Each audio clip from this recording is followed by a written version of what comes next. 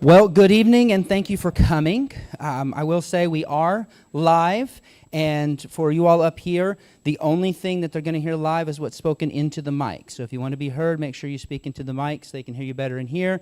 They can hear you better online also. I do want to say thank you, all of you, for your interest in our city and running for council. We definitely need good people in council and a good, strong ideas and thoughts. Thank you all for coming, for questions and kind of hearing, doing your due diligence to find out what they believe and how they believe and why they believe, what their proposals are and everything else. We're looking forward to a lot of good questions tonight, and I will let Jackie get into how all that's going to run in a moment. But I would like to start by just, let's do the pledge, so if everybody would join me for that.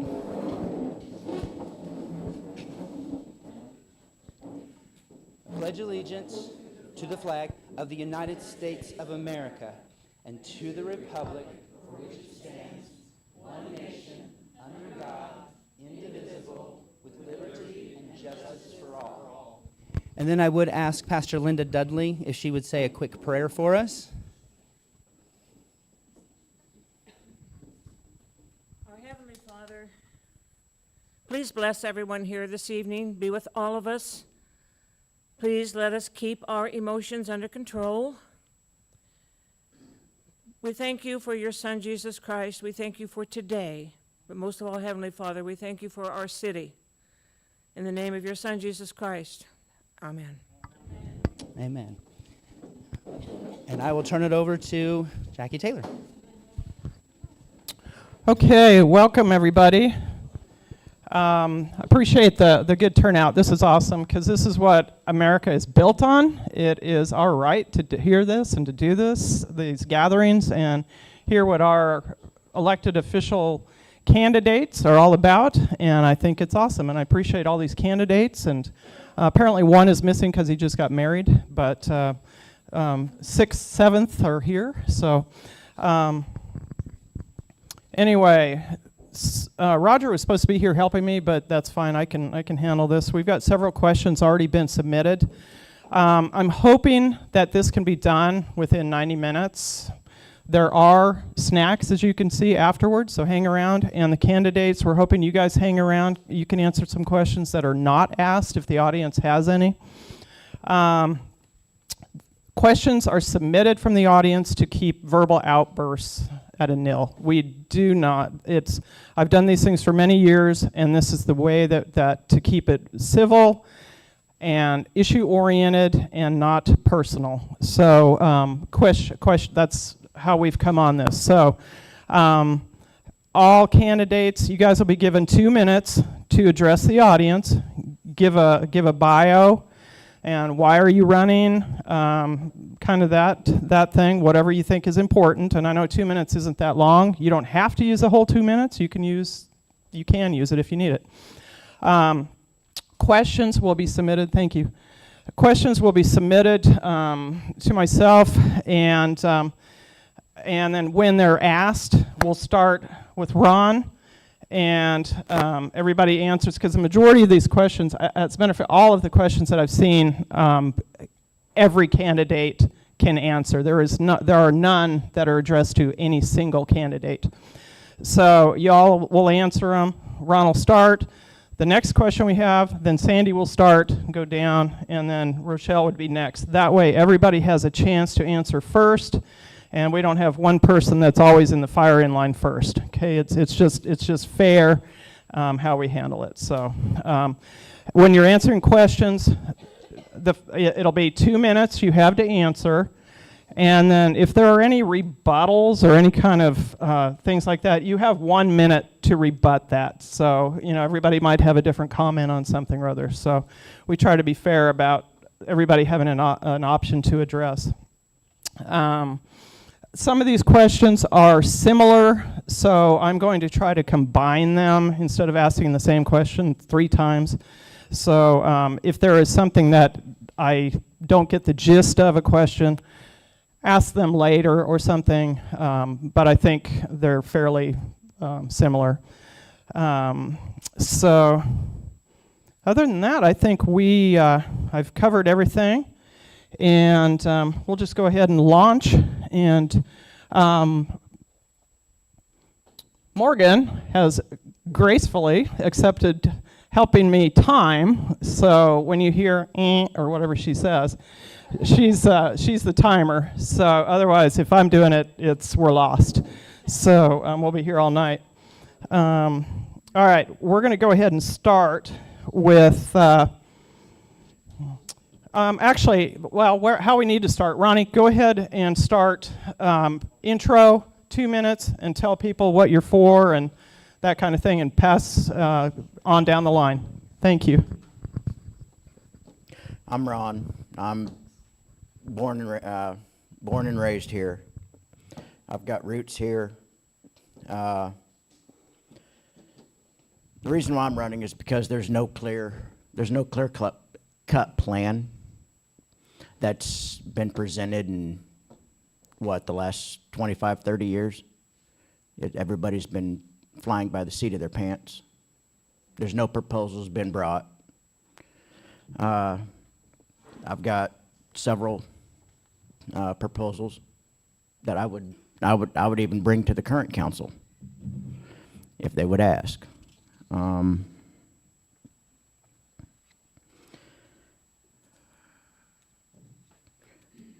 I believe we need to focus on our younger generation. Figure out how those of us that can figure out some skilled jobs here locally, that we can keep a lot of our younger folks here. That could be done through certain economic programs.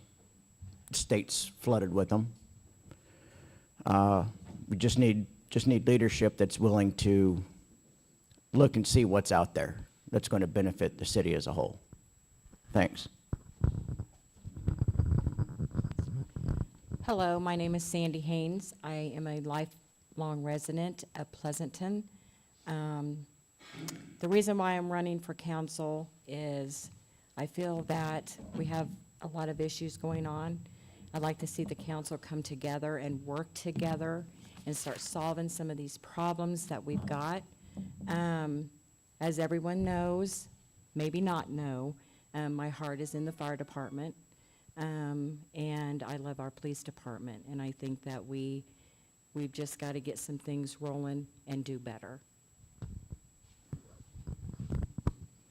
I'm Rochelle Sharkeyes. I'm running because I'm a long life resident here, and we raised our girls here, and my goal is to get the streets to go in order and use common sense and keep the taxes down, and make our parks and pools and lakes a main attraction and stuff.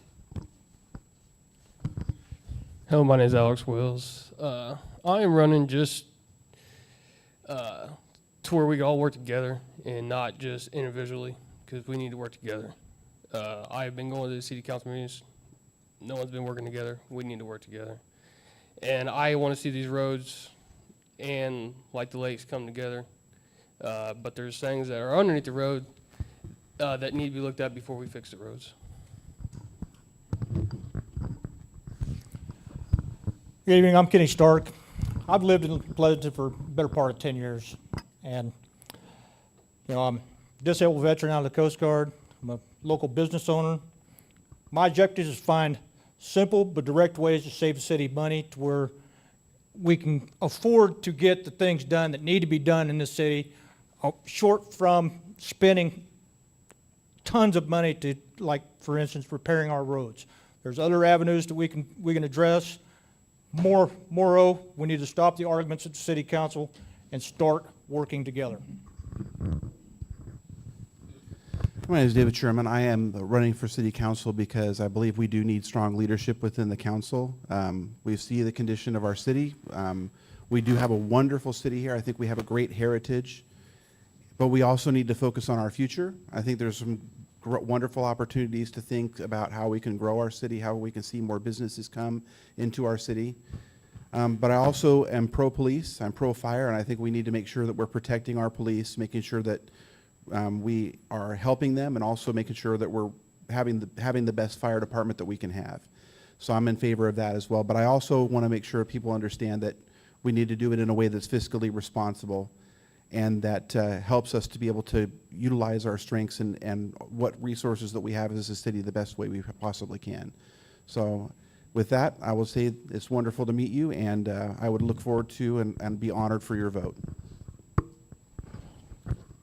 Okay, thank you, candidates. That is great. I think we've got several questions, several different issues here, and I think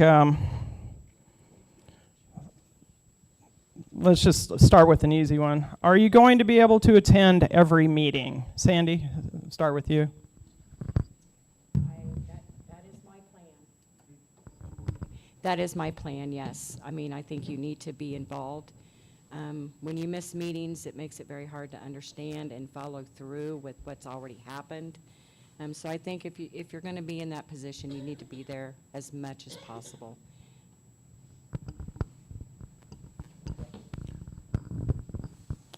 I have been on the council for 4 years, and I have not missed one meeting.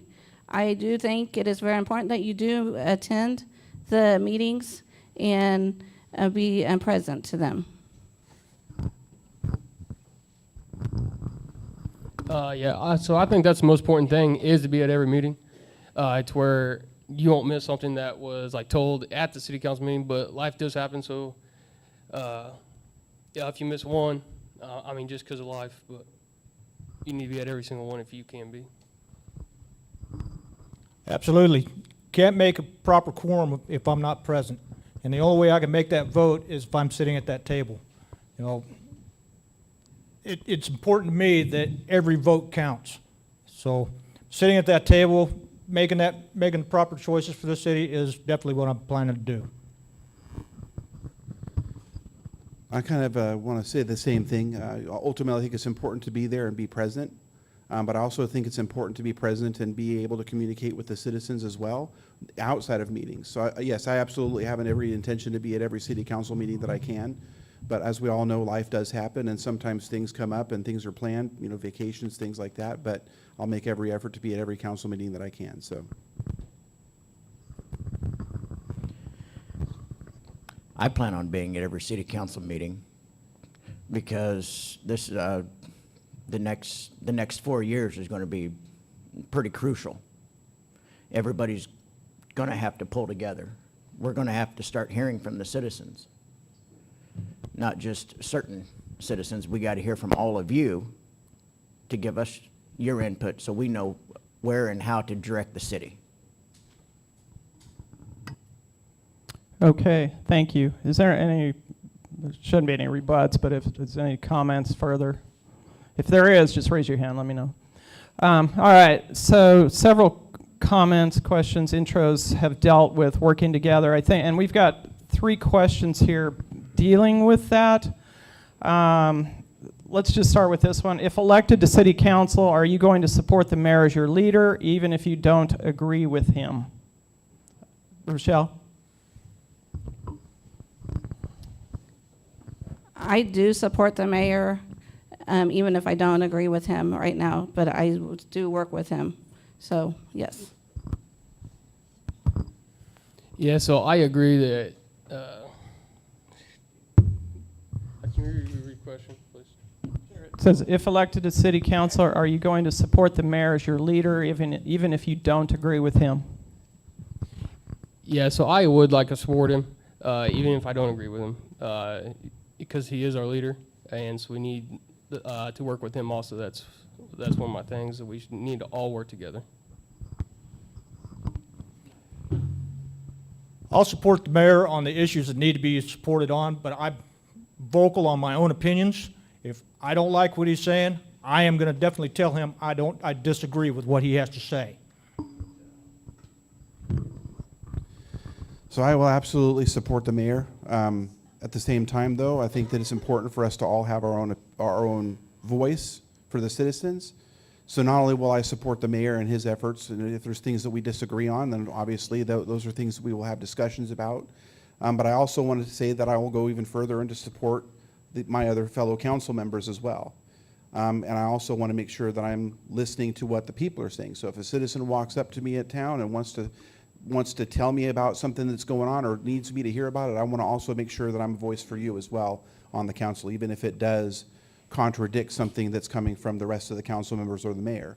I want you to know that that I have your back, and I also want to be your voice also.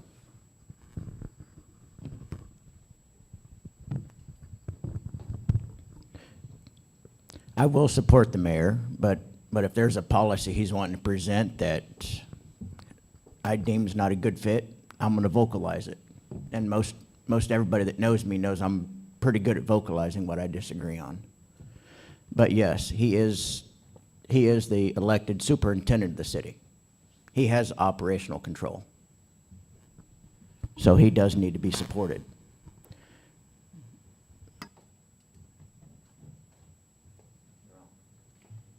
I have no problems. I have no problems with supporting the mayor. However, I do not have a problem with also vocalizing if I disagree. And I think that's where it comes down to everyone has got to work together, and we've got to come up to a solution that everyone that agrees. I mean, we've got to work together. Thank you. All right, so I've got two questions here that are similar, but I'm having trouble how to combine them. Are you going to work with the council or just go after your own agenda? How do you plan on bringing the community together? So I think they're similar, but take it as you will.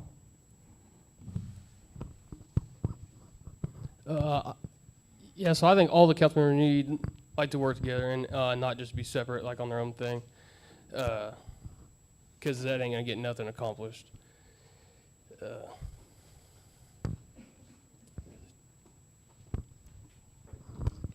Absolutely. We're all elected to go do a job for the city.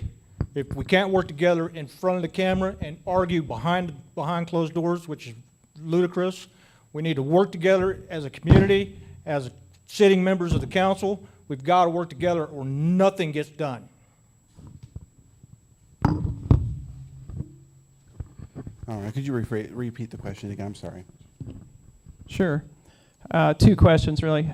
How do you plan on bringing the community together, and are you going to work with the council or just go after your own agenda? Okay, well, I'd be happy to answer both of those. So my plan of being willing to work with the community is to listen. Just comes right down to that, to listen. You know, do I have an agenda? I probably do. I think that my agenda is kind of focused on the idea of heritage and kind of thinking about the future and maybe me even dreaming a little bit about what Pleasanton could become.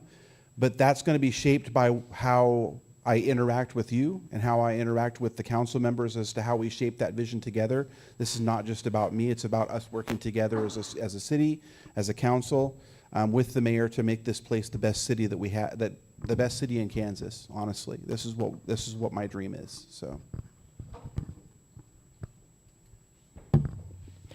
I don't have a personal agenda, and I plan on working with each department head, each employee of the city, each citizen, in order to make us what we, at least bring us back to what we were. But I'd like to see us go further than where we were. I think it's important to listen to the citizens and get their input on their concerns, which I would hope that would bring a lot of people together. I have no problems, and I'm hoping that the council can come together and make good decisions for the city.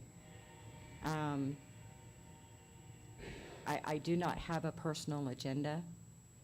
I think I love this city. This is where I've grown up all my life, and I want to see it, I want to see it bloom. And the only way we're going to get that done is to work together and just keep moving forward.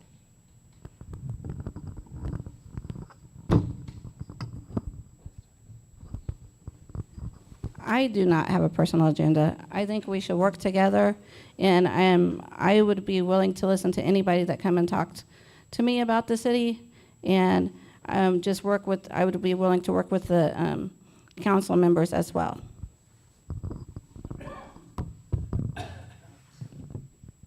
Okay. Let's kind of switch gears here. All candidates, what changes would you like to see implemented? What department, if not on a citywide basis, would you like to see changed? Could you repeat the last part of that? What department, if it's not on a citywide basis, would you like to see changes made to?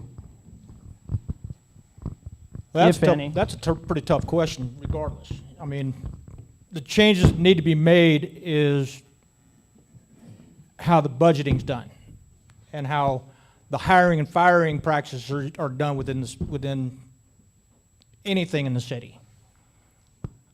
You know, the only thing that I can see is that check the budgeting, merge some stuff together that needs to be merged. Those are the only changes that I can see that need to be done.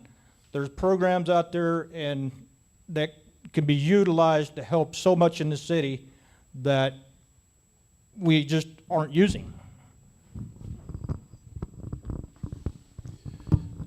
Well, that is a difficult question because I do think there's a lot of really good things that are happening within the city. But as we know, we have issues where roads are needing to be improved. We have issues where, we've recently had issues with the fire department needing to be revamped and things being brought up to a better situation with that. And I think that there's been a lot of improvement in that area. So I would like to see that continue to happen, and that change will continue to happen over this time. But I do think that we have really good leadership with the mayor, and I really want to support him and support the council in making those changes happen and continuing things in the right direction with regards to that. With regards to the other changes, I'm just willing to work with the council and with the mayor to find out what changes need to be made in addition to what's already being done, and continuing to work on that. I do know that there's been some significant changes with the street department lately, and I'm really proud and happy of what Taylor's been able to accomplish in a very short amount of time since she started doing that. And I want to continue to support her and her efforts to make the streets better. And so we are starting to see those changes now, and I want to continue to foster those things and continue to see those changes beginning to ripple out through the entire city so we can have a better city.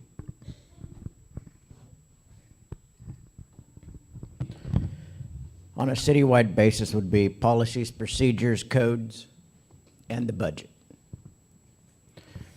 Because right now, the budget's unacceptable. It needs to be trimmed. Most of us here are property owners.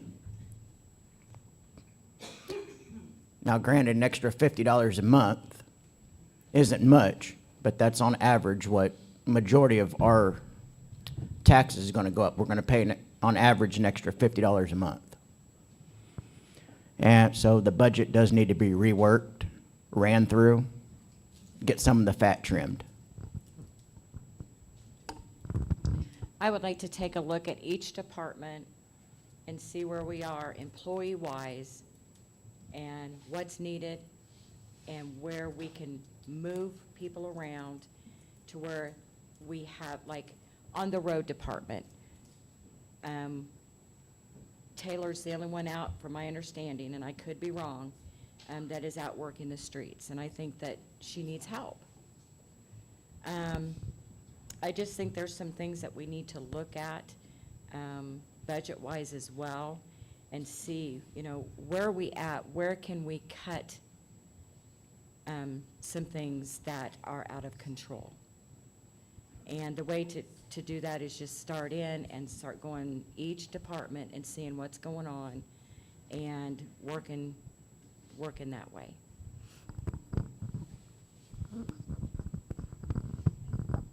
I think we should look at the budgets and how we could save our taxpayers money. And then I would like to look at each department and see where it needs the most help at. Yeah, so we need to look at every department and like also look at the budget on to where we could like shuffle money around to see what we like need like more elsewhere. Like we need more on roads than we to where we. I mean, if we can, let's move it over. But I think that's all. I mean, we all gonna have to work together and just focus on that.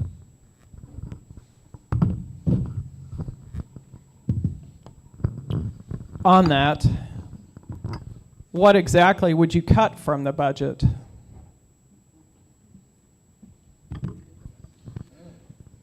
That's a hard question, because one of the things that I would say is I don't think that we should cut the police budget. I don't think that we should cut the fire budget, because I think those are two critically essential services that we have in this town. And I'll just go on record and say that. I think that's the hot button issue that I think a lot of people in our city are concerned about. And so those are two areas that I think we need to really make sure that we do the right thing. I will say I think that Chief Snyder and Officer Hiley are doing a fantastic job, and they do more than just give traffic tickets on the highway. They're out there trying to help with combating issues with trafficking and all kinds of other things that they're doing, and so I support them. I support what the work's being done in the fire department to make our fire department better, and I think we need to continue to do that. And I think there's a way that we can utilize our resources more effectively, and there are ways that we can go through maybe line by line and look at ways we can tweak things to try to save money for the taxpayers. But those are two areas that I'm not willing to, we need to protect those two areas for sure. That's my opinion on that. The hot topic is the police budget. Now, I've had conversations with Chief Snyder. Majority of his budget is getting eat up by him doing call-outs because he's the only officer we have local. His call-outs is eating up a big chunk of his budget. We're paying an ungodly amount of overtime for him. He needs the help. I'm willing to go through line by line each expense out of every department and see if it can be tweaked, talk to the department heads, see if they need a little buffer, because all of our future budgets, all they are is estimates. That's all council's approving is estimated budgets.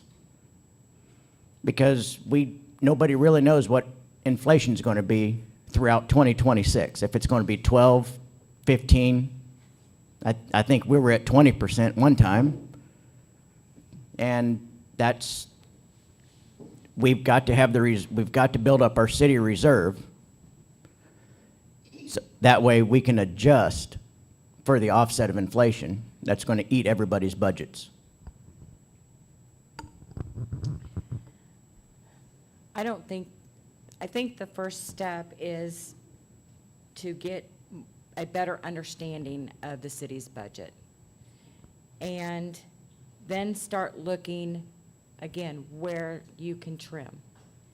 I'm just going to say, I don't think that the city of Pleasanton needs a full-time department.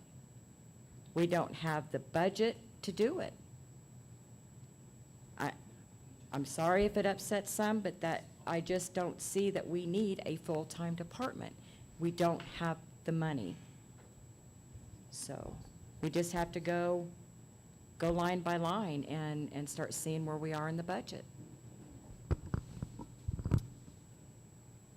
I think we should look at the police department budget and cut it, and see where we can cut it and see where it needs to be trimmed at.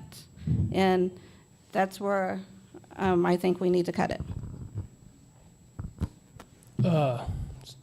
So I don't think we should cut the police department or like the fire department,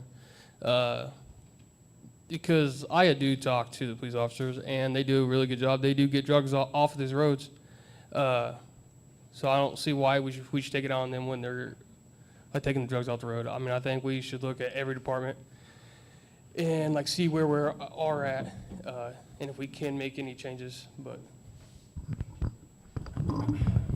I'm not gonna penalize the police department for doing the job that they've got in front of them tasked. What I'm gonna look at is merging departments together, like Parks and Rec and the swimming pool, merging them together into one and creating a budget that works that way, instead of taking from one, robbing from Peter to pay Paul. That's just ridiculous. We should be supporting our fire department, supporting our police, because they're the ones that keep the city safe. Okay, we've got a couple more questions in this general area. Do you think the police department needs more than 3 officers? I've talked to Chief Snyder. Ideally, according to state regulations that he has shown me, black and white copy of, we're supposed to have 6 or 7 officers, according to state standards. There is no way we're going to be able to squeeze that into any budget here or in the next 5 years. That's just not going to happen. So we've got to figure out a way to either start moving them to salary, which there's a whole bunch of regulations that go involved with that. That'll cost money. But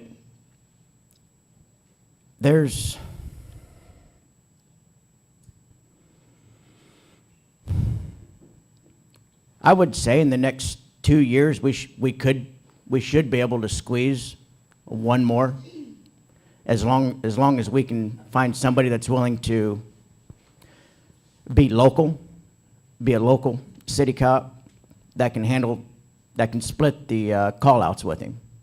Because once again, the call-outs is not only running him ragged, it's also eating up his budget with the overtime.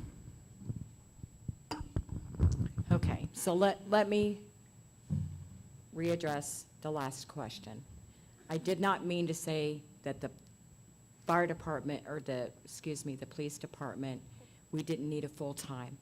I do believe we need a full-time police department. I don't believe the city can, at this time, incur the expense that comes in with it. Yes, we need full-time. I didn't mean part-time, and I'm sorry. But I just think that at this point with the city of where we are budget-wise, that we cannot afford 3 full-time.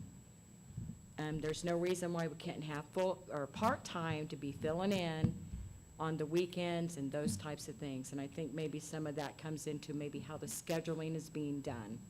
So no, I do not support having 3 full-time officers. I do not as well support having 3 full-time officers. We can do it with 2 officers and have our part-times working on the weekends or in the evenings and stuff. We just need to make sure our scheduling is just right.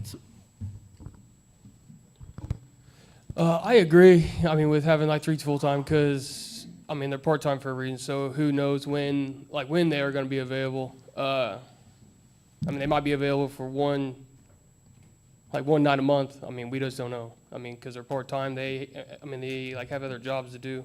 So I don't see how we can rely on them because they do have another full-time job. Well, I support, having the full-time officers. The city needs it. Look at the drugs they've taken off the streets.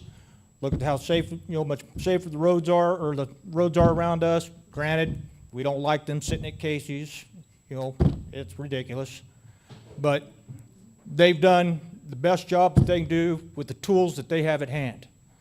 However, I think that, if we took, or even with Chief Snyder, if he took and put a couple officers on salary and then worked in some part-time guys, it would save his department some money. So I want to look at maybe a hybrid approach of different options, whether that means looking at salary options or whether that means looking at having part-time officers or hiring a 3rd officer. I think we need to explore all of those. Cutting the police budget is something that I don't really think that is a good idea, but if we can find ways to do more with the money that we have, I think we should do that.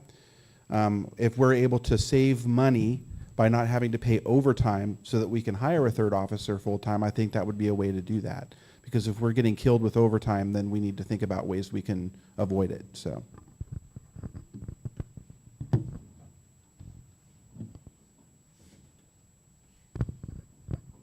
Okay. Let's move on to a couple questions I have here for the fire department, concerning the fire department. How many people are for the Pleasanton firefighters and why, and how many are not? And the other question is basically, are you in favor of keeping the city fire department or eliminating it? So kind of base your question on, are you for the fire department, your firefighters, that kind of thing. So whoever's next, I've lost track. I am most 100% for the fire department.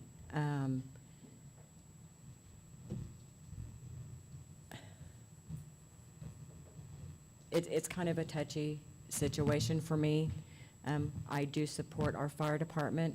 I think the residents of the city spoke when we had that forum here that they wanted the fire department.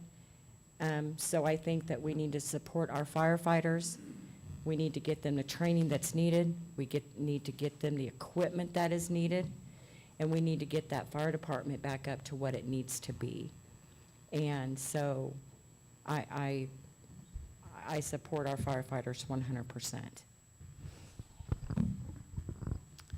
I support our firefighters 100% as well. The public came out, they spoke, they let us know what we wanted. I spoke to many in the community. I asked what they wanted and how they felt about our fire department, and I support them 100%.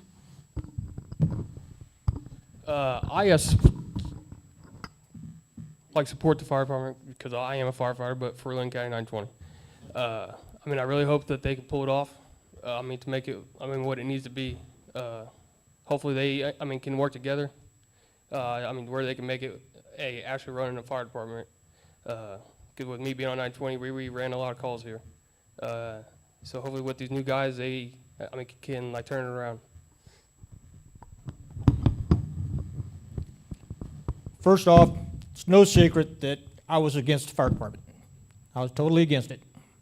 However, you got fellas right there that have taken the call and decided to put their lives on the line for all of us. These volunteers, kudos to them. I think the city should stand behind them, give them the tools, give them the equipment, give them the personnel to do the job to keep us all safe. Jeff Wisdom's doing a fabulous job. He keeps on this pace, the ISO will come down and our insurances will come down. So it's just a matter of give these guys the tools to do the job. So I was here during the open house that was done during the fire department when the city was talking about the possibility of disbanding the fire department. And I think that the voice of the citizens was very clear about wanting to keep the fire department. And so that was really important. And we had a lot of comments that were made at that time. We had a lot of people who got really upset about the prospect of losing the fire department. Since Chief Wisdom has taken over, I've seen a huge turnaround in leadership, which is reassuring, and it's given me a lot of hope with regards to seeing what can happen, with regards to having a better leadership in the fire department, and with being able to staff it with the appropriate people. I think that's going to make it even better. I think at the same time we need to realize what the cost of that is, and how the mill levies are going to have to help with that. And that's just the reality of where we are at right now with regards to the fire department, is that in order to be able to have a properly running fire department, it's going to cost us something. And I think it's worth it to have that if we're willing to pay for it. And so with that being said, I do support the fire department as well. And I definitely see the value in having it, especially when we think about mutual aid agreements and how we can help out the county and how the county can help us in a situation where we have a major emergency. So I definitely think it's necessary to have it.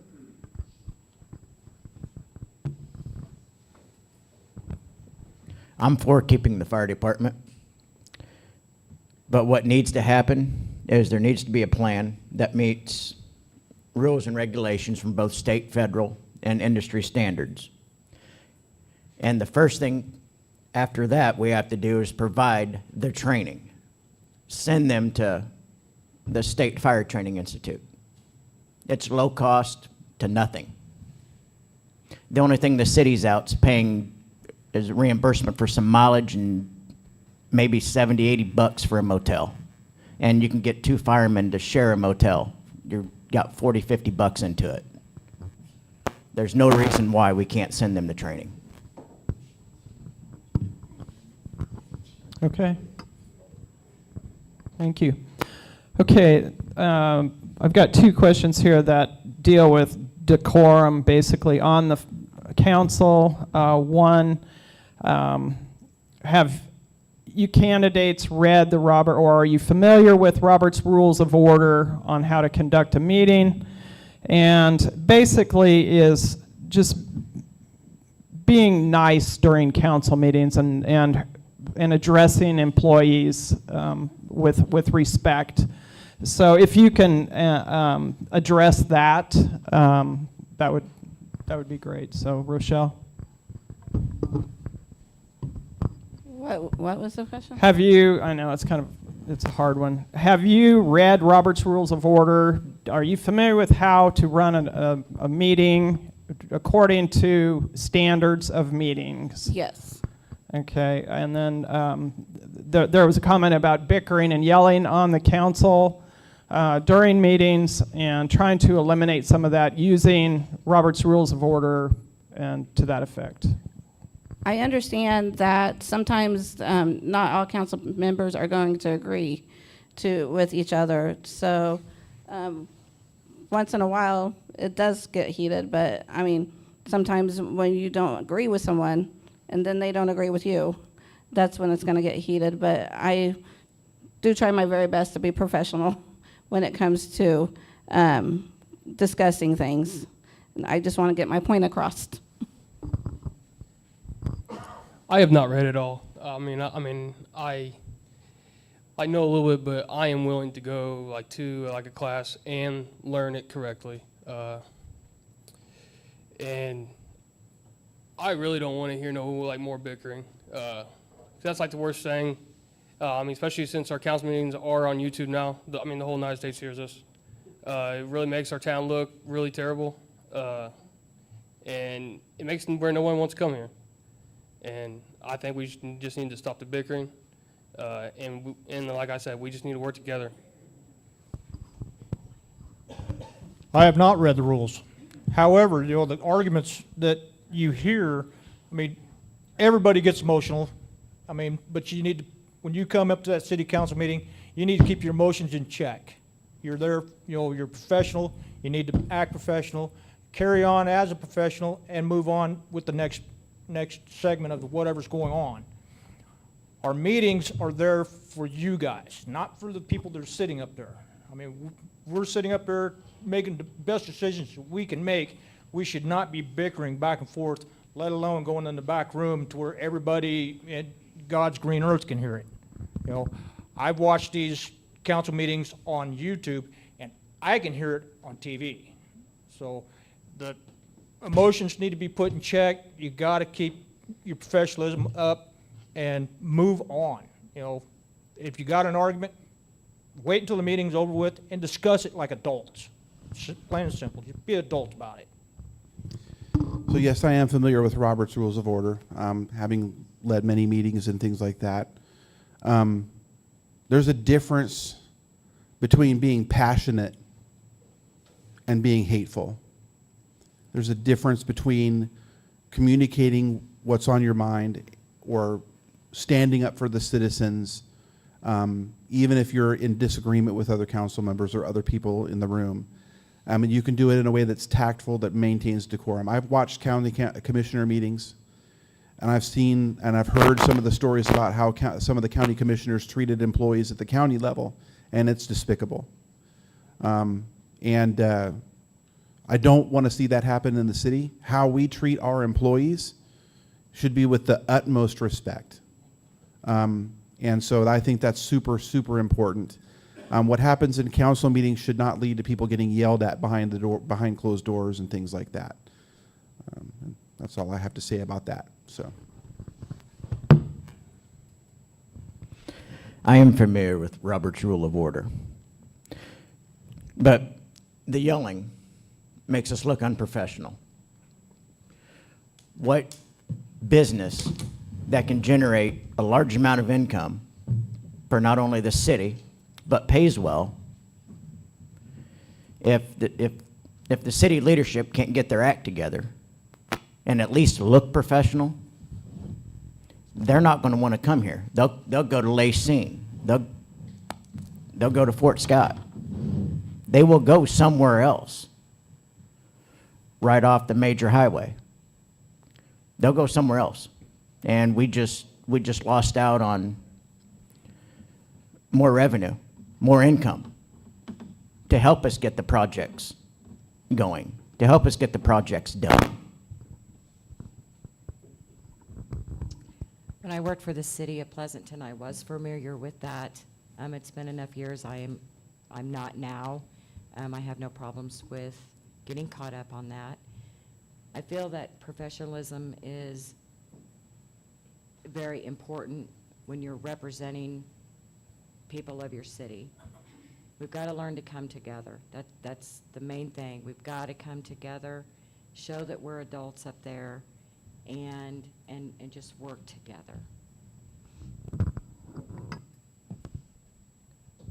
Okay, next question deals with codes, and there's kind of a two-pronged question here, two different people.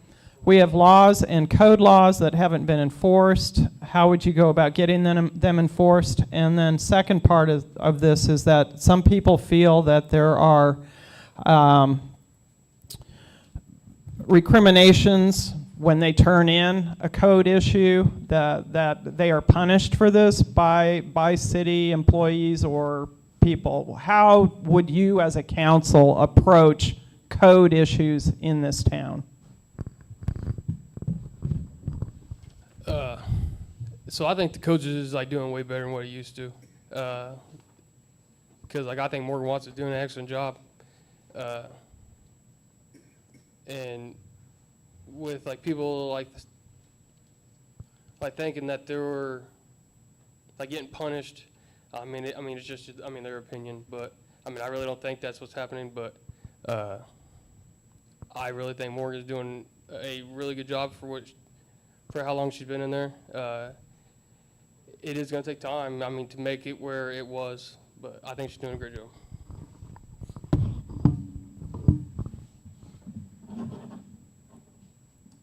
The codes are set in place for everybody.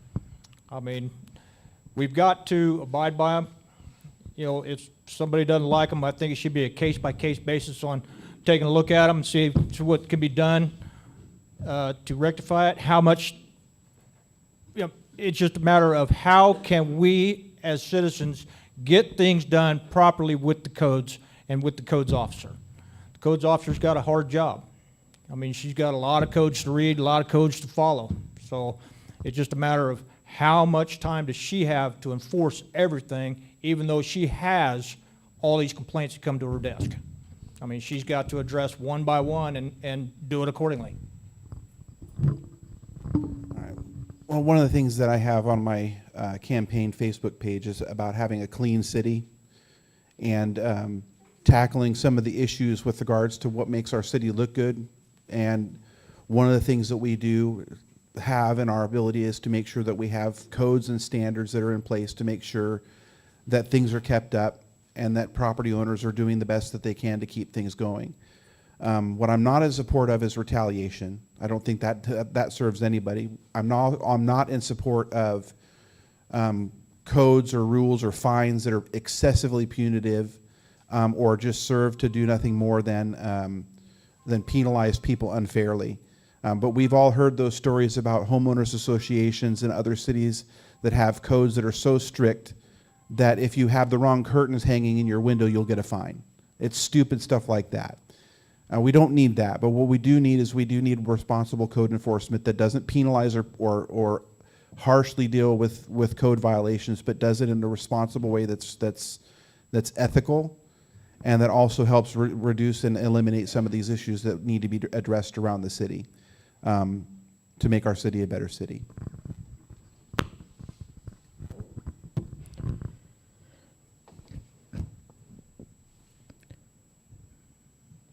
It's kind of a double-edged sword. In the past, there probably has been, there's probably been retaliation in the past, but Morgan's more than fair. Do the city codes need to be rewrote, added to, clarified? Yes, they need to be completely clarified, because one person's understanding is going to be different from somebody else. And Morgan takes the brunt of it. Not the council, not the mayor. Morgan takes the brunt of it. All of it.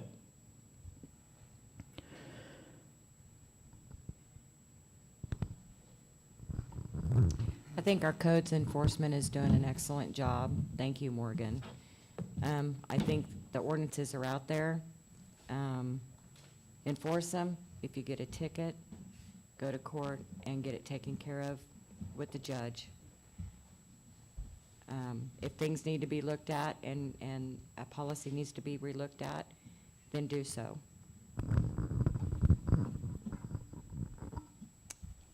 I do think our codes need to be enforced, and I do think that Morgan is doing a good job. So if you have an issue with her or anything with the codes, all you have to do is just go ask and talk to them and stuff. There's codes there for a reason, so we need to just abide by them.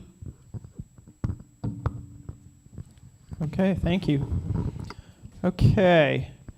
I think the next one deals with economic development more so.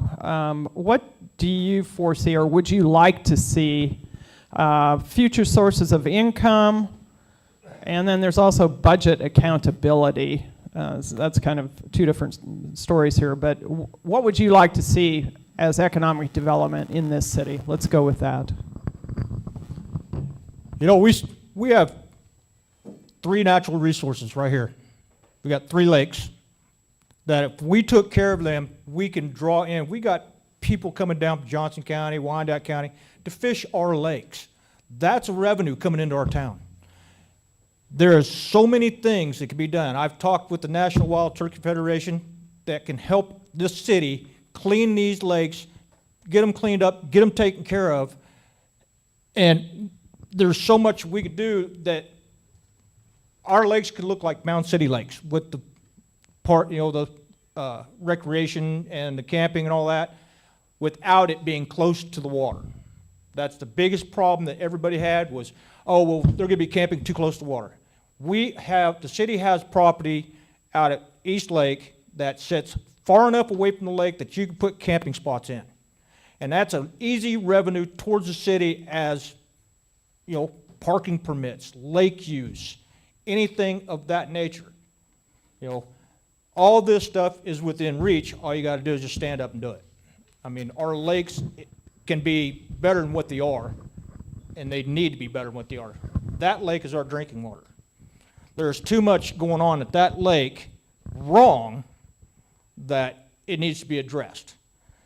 Firm believer, start at the top, end at the finish line. If you started up there and fix what's going on with the pumps, filters, whole 9 yards, you'll have less problems down here, and our drinking water would be better. Obviously, I'm sure you guys are tired of drinking moss. I know I am. All right, so when it comes to economic development and promoting our city, I think starting with what we have is really important. We have a beautiful downtown with history, and I think we need to do what we can to protect the historic buildings that we have. I'm not sure if anybody has considered or if anybody is in the process of placing any of them on the National Historical Society on the registry or not, but I think that's something that we need to do. Another asset like Kenny mentioned, I really think the East Lake is a big opportunity for us as well with regards to that and how it can attract. We have hunting and fishing all over the county and right in close to our area. We have Doug and Becky who have the cabins over just on the east side of town here as an opportunity. If hunters come down here, that's a great business for them to be able to go to and be able to stay the night while they're here hunting. This is really an outdoorsman's paradise in and around this community, but we also have a lot of history here. We have the Mine Creek battlefield. We've got our museum here in Pleasanton, and there's a lot of different things with regards to Civil War history all around us that I think we need to be highlighting and promoting so that we can attract people down here. We can attract people who might be interested in opening businesses here in our downtown. But I also think we need to think about ways that we can encourage businesses to come here that can actually bring jobs as well.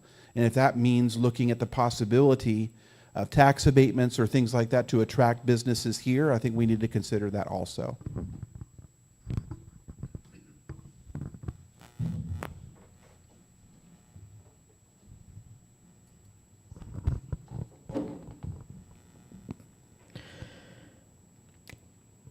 If we set core principles, the tourism, just set, as a city, we set something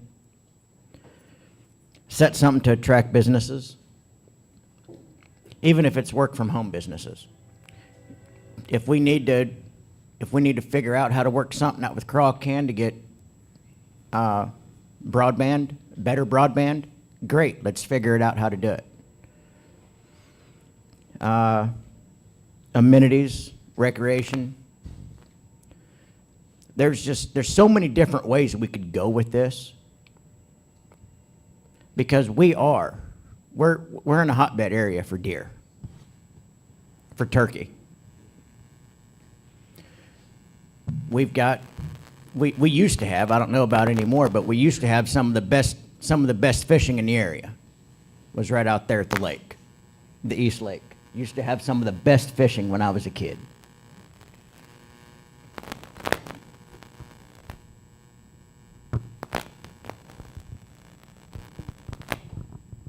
That's it for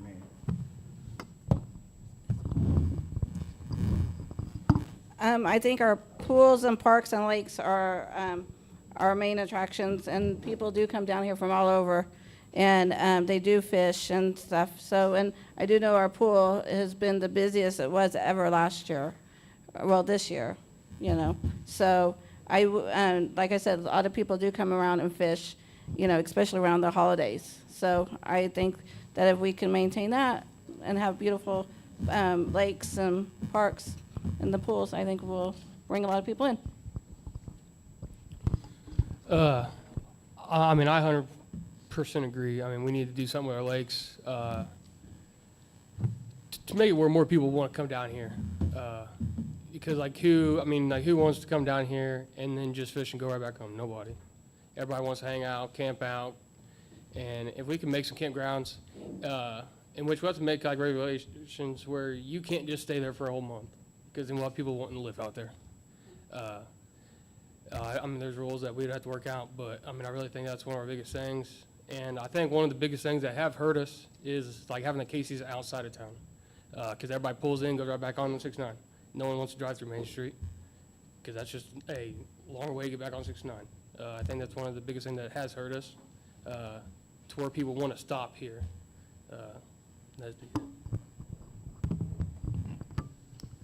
Okay, I've got a couple more questions. One is basing your decisions on facts or opinions. You can address this. How would you do your decision making? Go about the process.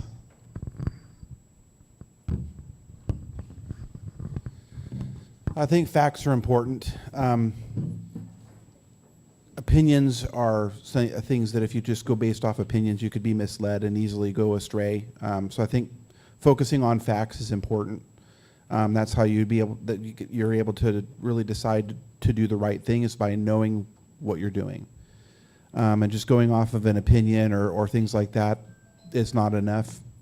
And And so when it comes to, trying to find things out about, like, we were just talking about Casey's, one of the questions I have is, do they have an exclusivity agreement to where no other gas station or no other restaurant can open up in town? And of course, that's a question I have, but I don't have any facts on that. And so that's one of the things I'd love to discover, because I'd like to find out why we don't have any other gas stations in town. What's up with that? Or restaurants. So, so we need to look at that. We need to understand the facts before we form an opinion. I think that's really what it comes down to, so.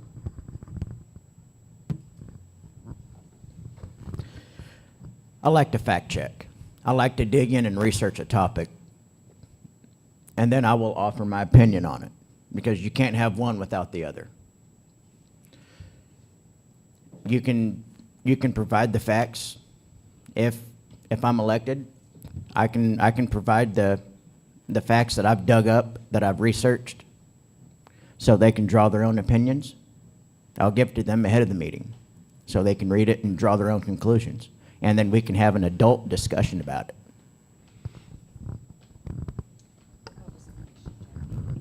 It is your decision fact-finding or based on opinions, what, basically? Fact-finding, for sure, yes. Mine is fact-finding. Whenever there is something on the agenda, I always do the homework. And if I have a question, I always call someone and ask them to explain it better. But I always just make sure I'm doing my homework, so it's a fact. I am a very big facts person. I always ask, or I even do my research. I mean, just to figure out the facts before I give my opinions. Well, they both go hand in hand. You've got to have the facts, all the facts, in order to make a proper opinion. Everybody's got opinions. I know I do. My opinion is that you've got to gather all pertinent information on everything that's in store in order so you can make an educated, proper guess or opinion to any solution, to come up with any solution that comes about. Okay, I think based on that, it's been a pretty comprehensive bunch of questions, and I think a lot of things were answered. Why don't we go ahead, and Ron, why don't you start? Let's go ahead and just do a closing statement, why you think you should be elected, anything that you feel like you want to cover that you didn't cover. Just give us a closing statement and why we should vote for you.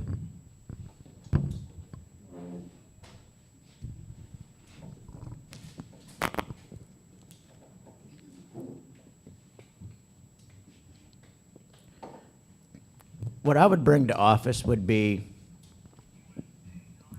policies, procedures, just go through and relook at everything. Budget, policies, procedures, codes, and make sure that we're in line where we need to be with state and federal laws. Because we've got some that are contradicting. There ought to be policies for each department that's made by the body, that's passed to the mayor, since he has operational control, and then from the mayor down to the department heads.